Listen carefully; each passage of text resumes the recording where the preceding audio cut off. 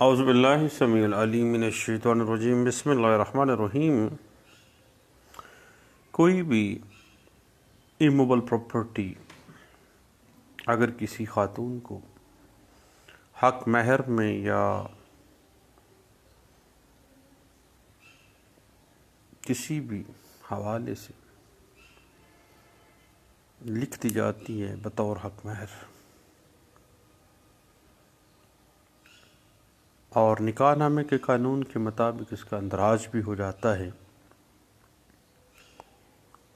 तो फिर निकाहनामे के अंदर लिखी गई जो प्रॉपर्टी है वो रजिस्ट्रेशन एक्ट 1908 के तहत उसकी अलहदा से बतौर प्रॉपर्टी की रजिस्ट्रेशन करवाना ज़रूरी नहीं है और वो प्रॉपर्टी निकाहनामे में अंदराज की बिना पर ही बीवी को मुंतकिल होना परज्यूम कर ली जाएगी, क्योंकि निकाहनामा एक रजिस्टर्ड पब्लिक डॉक्यूमेंट है और निकाह रजिस्ट्रार एक पब्लिक सर्वेंट की डेफिनेशन में फॉल करता है। और निकाहनामे में लिख जाने वाली जो प्रॉपर्टी है किसी शिक के एतबार से, हक महर के एतबार से, वो एक्सक्लूसिवली बीवी की मलकियत तस्वर की जाएगी। उसको अलहदा से खामंद बीवी की रजामंदी के बगैर नहीं बेच सकता, ना ही कोई अदालत उसके खामंद की किसी डिग्री के हवाले से उस प्रॉपर्टी को किसी डिग्री के साथ अटैच कर सकती है, ना कुर्क कर सकती है, क्योंकि वो एक्सक्लूसिवली बीवी की जायदाद तस्वर की जाएगी। अब बात इस तरह से है कि बवक्ते निकाह ऐसी जायदाद जो बीवी के महर में लिख दी जाए लेकिन वो जायदाद खामंद की मलकियत ही ना हो, या इस तरह से तहरीर हो कि खामंद का जो वरासती हिस्सा है उसमें से इतना हिस्सा या आधा या चौथा हिस्सा वो बतौर महर दे दिया।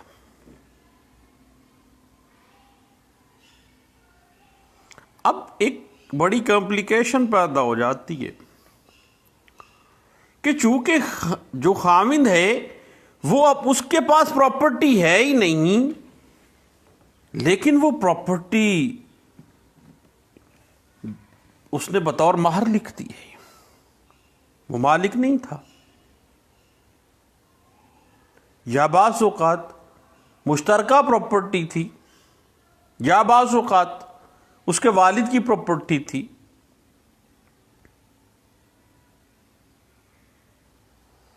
तो वो अपना हिस्सा बतौर महर लिख देता है। इतना हिस्सा, आधा हिस्सा, चौथाई हिस्सा, 2 मरले, 1 मरला, 4 मरले, जो भी। अब बात इस तरह है कि बतौर महर खामद ने बीवी को इमूवेबल प्रॉपर्टी का कुछ हिस्सा तो लिख दिया, लेकिन खामद मालिक नहीं है, तो ये नहीं समझा जाएगा कि बीवी अब उस प्रॉपर्टी का मुतालबा नहीं कर सकती कि चूंकि वो खामद की मलकियत ही नहीं था तो बतौर हक महर खामद ने जनाब उस वक़्त दाल गा लिया था। तो इस तरह नहीं है, बल्कि बीवी उसका मुतालबा भी कर सकती है और खामद कानूनी तौर पर ड्यूटी बाउंड है कि वो उसको वो प्रॉपर्टी जो उसने बतौर महर फिक्स की है वो उसको अदा करेगा। इस हवाले से 2016 SCMR पेज 2170 जो है वो इस बात को वाज़ेह कर देती है कि निकाहनामे में लिखी जाने वाली जो प्रॉपर्टी है वो एक्सक्लूसिवली बीवी उसकी हकदार है और वो उससे डिमांड कर सकती है। इसी बात को इससे पहले 2012 CLC पेज 105, 2011 YLR पेज 2625 के अंदर इस बात को इंटरप्रेट किया गया। और जो जायदाद खामद की ख्वाह मलकियत नहीं है, लेकिन उसने क्या किया, लिखवा दी अपनी निकाहनामे के अंदर हक महर के तौर पे। कॉलम नंबर 13 में इंदुल तलब हक महर लिख दिया।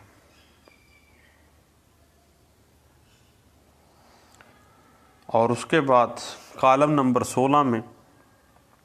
कुछ प्रॉपर्टी लहदा से भी लिख दी। अब बात इस तरह से है कि जो जायदाद लिखी गई है बतौर महर, ख्वाह वो खामद की मलकियत ना भी हो, लेकिन बीवी उसका मुतालबा कर सकती है और उसके मुतालबे पर वो प्रॉपर्टी लेने की हकदार भी है। इस बात को 2011 CLC page 726, 2010 PLD Lahore high court page 119 और 2007 CLC पेज 1712, 2003 YLR पेज 250 इस बात को इंटरप्रेट कर देता है। अब बात आ जाती है, खामद ने बीवी को जो प्रॉपर्टी,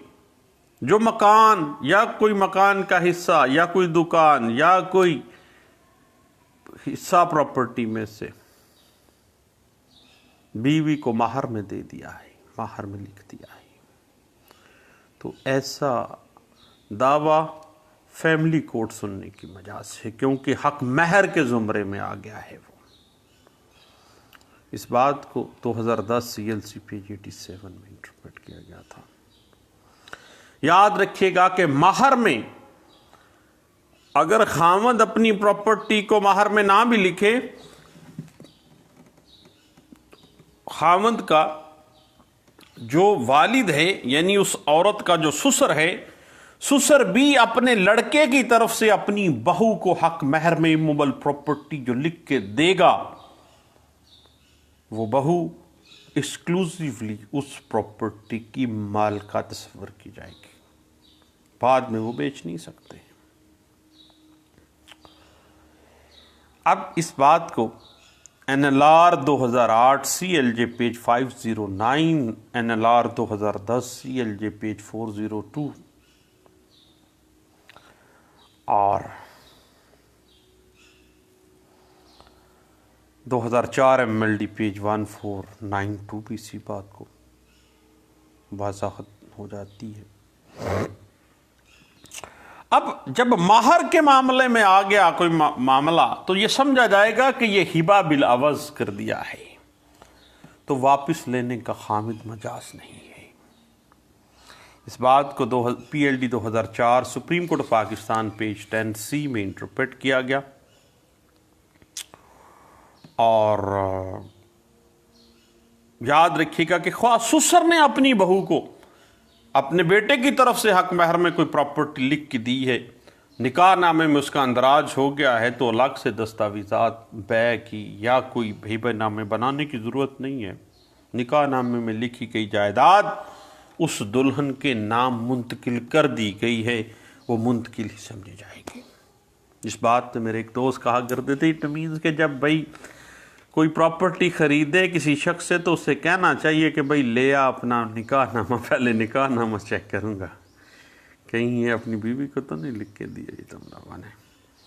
इस हवाले से 1983 CLC पेज 663 जो है वो इस बात को इंटरप्रेट कर देती है। अब मामला इस तरह से है कि जब इमूवेबल प्रॉपर्टी किसी औरत को बतौर माहर दे दी जाती है और बवक्ते निकाह किसी जायदाद का औरत के हक में निकाहनामे में तहरीर होना हिबा बिल अवज़ की हैसियत में देखा जाता है और किसी मुस्लिम गिफ्ट इसी सूरत में मुकम्मल करार पाता है कि डिक्लेरेशन के बाद अलानी हिबा के बाद इस पर कब्ज़ा भी हासिल हो जाए और offer acceptance and delivery of possession है और खामद का कब्ज़ा या उसके ससुर का कब्ज़ा परज्यूम कर लिया जाएगा कि वो बीवी की तरफ से काबज़ हैं क्योंकि वो उनके ज़ेर असर है। इस बात को 2006 MLD पेज 53 में इस बात को इंटरप्रेट कर देते हैं। अब मामला इस तरह से है और इसी बात को 1995 SCMR पेज 1208 में भी डिस्कस किया गया था और NLR 1989 SD पेज 613 जो है वो भी इस बात को इंटरप्रेट कर देती है और 2000 MLD पेज 1205 इस बात को बड़े अच्छे अंदाज से इंटरप्रेट कर देती है। अब साहिब अगर हम बतौर एक वकील के इसी पॉइंट को थोड़ा सा आगे बढ़ाएं तो हक महर में जब इमूवेबल प्रॉपर्टी की जो प्रॉस एंड कॉन्स जो बर्डन ऑफ प्रूफ्स आ जाते हैं ड्यूरिंग द सिविल केसेस, जो मुकदमात चलते हैं उन मुकदमात में आम तौर पर जो क्वेश्चन अराइज होते हैं यानी हक महर के अंदर अगर गैर मनकूला जायदाद लिख दी गई है तो उस जायदाद की बाबत जो मुकदमात होते हैं वहाँ पे कुछ सवाल अराइज हो जाते हैं और इस हवाले से हम आम तौर पे तवील मुकदमेबाजी सिविल लिटिगेशन भी देखते हैं और महर में गैर मनकूला जायदाद के मुकदमात में उठने वाले जो सवालात हैं उनकी नवीयत को अगर हम वन बाय वन देखना चाहें तो पहली बात जो थोड़ी सी कंसेप्चुअल स्टडी है और मैं ज़ाती तौर पर समझता हूँ इसके लिए आप PLD 2010 Lahore high court page 119 और 2016 SCMR पेज 2170 जो है इसके पर्सपेक्टिव में थोड़ा सा पहले हमने इसको डिस्कस भी किया है। अब जो महर के अंदर लिखी जाने वाली जायदाद है इमूवेबल प्रॉपर्टी है उसकी जो लिटिगेशन होती है उसमें जो मुख्तलिफ नवीयत के सवालात उठाए जाते हैं उसमें पहली चीज़ तो यह है कि हक महर के अवज़ दी गई या फिक्स की गई गैर मनकूला जायदाद की मुंतकली की नवीयत क्या है।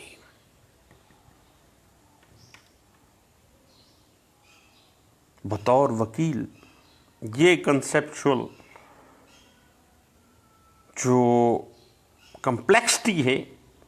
इन तरह के सूट्स में वो उसको देखिएगा क्या इस हक महर के अवज़ जो इमूवेबल प्रॉपर्टी लिखी गई है उसकी मुंतकली हिबा बिल अवज़ के शक्ल में है या इसमें से बै या फ़रोख्त का कोई अंसर भी शामिल है। अब यहाँ पे सवाल अराइज होता है कि हिबा बिल अवज़ जो है वो अपनी नेचर में अपने स्कोप में बै से करीब करीब है। दूसरा जो क्वेश्चन राइज होता है कि आया कि इसकी मुंतकली के लिए जायदाद की मुंतकली का जो कानून है ट्रांसफ़र ऑफ प्रॉपर्टी एक्ट 1882 का जो कानून है और इमूवेबल प्रॉपर्टी की ट्रांसफ़र को रजिस्टर्ड करने का जो अमल है और रजिस्ट्रेशन एक्ट 1908 अप्लाई होती हैं या नहीं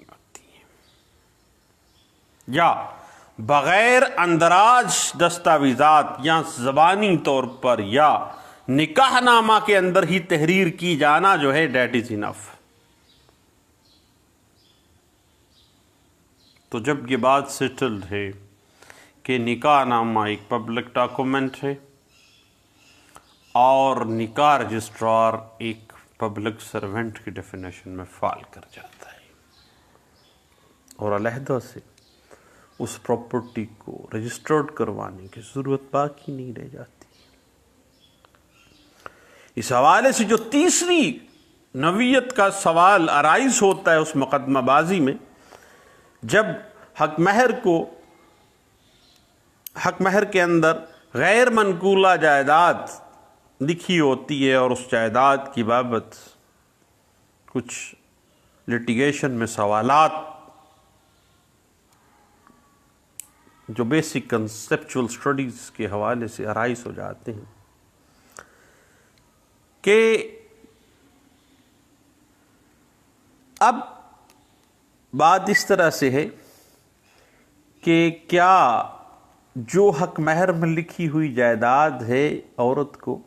उस पे हक शुफा हो सकता है या नहीं हो सकता है। बै पे तो हक शुफा होता है, लेकिन बै हिबा बिल अवज़ पे कैसे होगा। और चौथा सवाल कि क्या इस जायदाद के हसूल के लिए, जबकि बीवी इस पर डायरेक्टली कब्जा या इख्तियार नहीं रखती, क्योंकि बीवी का कब्जा बजरिया उसके खामंद के या बजरिया उसके ससुर के होता है। अब ये जो क्वेश्चंस हैं, इन्हीं के गिर्द ये मुकदमात घूमते रहते हैं।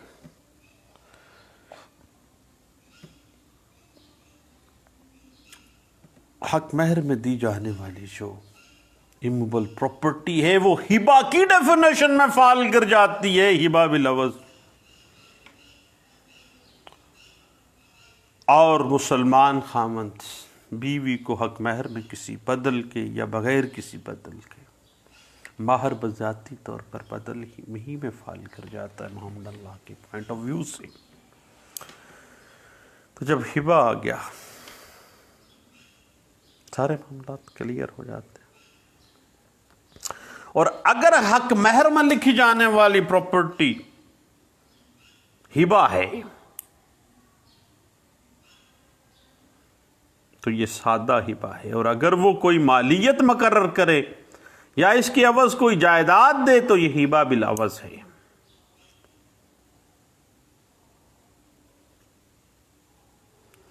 और मुस्लिम लॉ में ये हिबा है, और इसके लिए आपको पता है कि offer acceptance and delivery of possession. लेकिन अगर खामद अपनी बीवी को महर में प्रॉपर्टी दी है तो उसका कब्जा जो है वो ख्वाह खामद के पास ही रहा है। तसव्वुर किया जाएगा कि वो बीवी की तरफ से उस प्रॉपर्टी पे काबिज है, और अगर उस प्रॉपर्टी का वो किराया ले रहा है तो प्रेज्यूम कर लिया जाएगा कि बीवी की तरफ से अब वो किराया वसूल कर रहा है।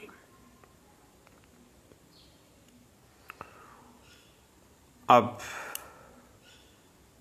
इस हवाले से 2011 YLR page 2625, PLD 2000 Lahore high court page 236A, 2010 MLD page 855 और PLD 2004 supreme court page 10C ये वाज़ी कर देती है कि महर के बदले में जो प्रॉपर्टी दे दी वो वापस नहीं होनी है।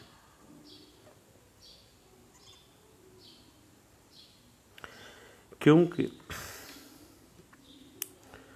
महर जो है ये असल में फ़ायदा नहीं होता किसी भी खावंद के लिए जो से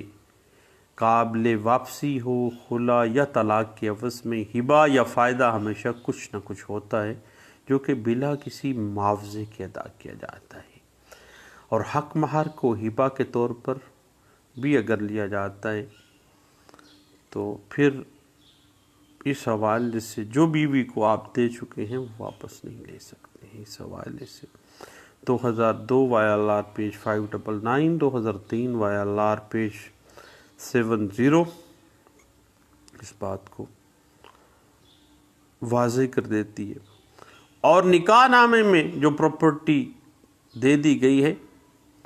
वो मखसूस खाने में जायदाद बतौर हक महर हिबा बिलवज़ तहरीर कर दी गई है तो उसको बाकायदा कानूनी हैसियत हासिल है और ऐसी जायदाद औरत की मलकियत है और इस पर कब्ज़े की सूरत को अगर देखें तो खामद को अपने पास ही कब्ज़ा रखे फिर भी वो कब्ज़ा बीवी की तरफ से खामद के पास तस्वर किया जाएगा और ऐसी प्रॉपर्टी को अलग से उस निकाह नामे से बियॉन्ड जाके कोई लहदा से बैनामा हिबानामा कराने की लोड़ ही कोई नहीं है, ज़रूरत नहीं है भाई।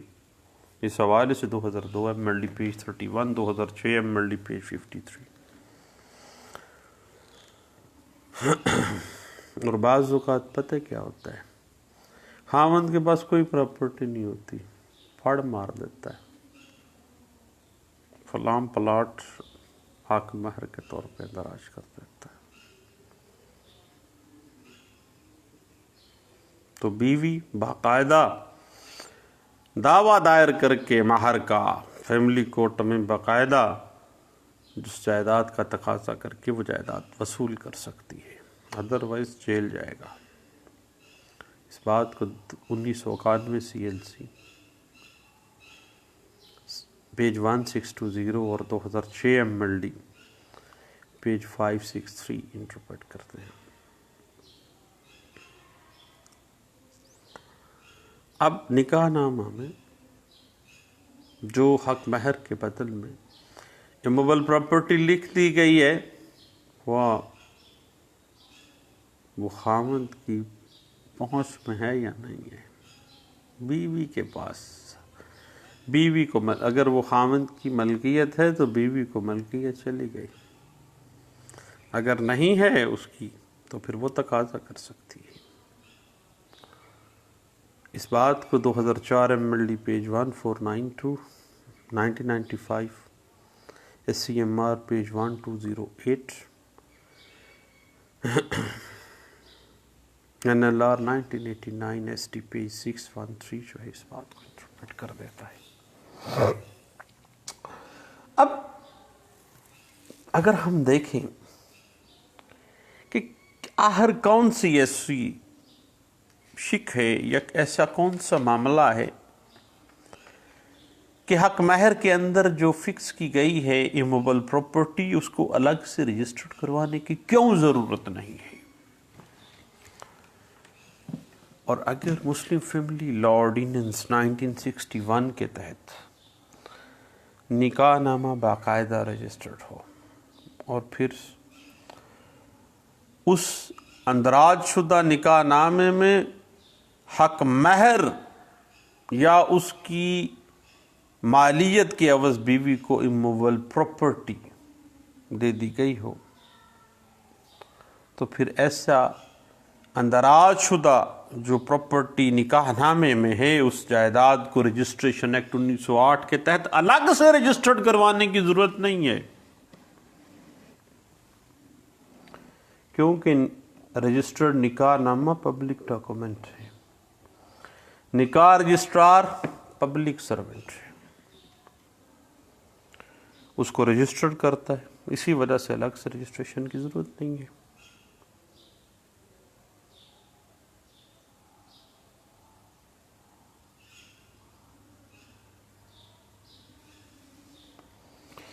इस हवाले से बहुत से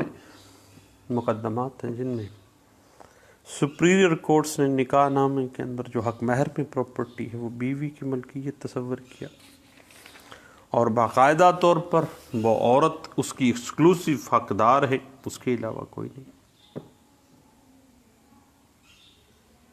और खामद जो है बाद में वो प्रॉपर्टी ले भी नहीं सकता, उसकी कोई लायबिलिटी के साथ फिक्स और अटैच भी नहीं की जा सकती और कोई उस प्रॉपर्टी को कोई अदालत एग्जीक्यूशन प्रोसीडिंग्स के अंदर भी कुरक नहीं कर सकती है। इस हवाले से 2009 ILR page 1272, 2003 ILR page 250, Peshawar high court PLD 2004 supreme court page 10,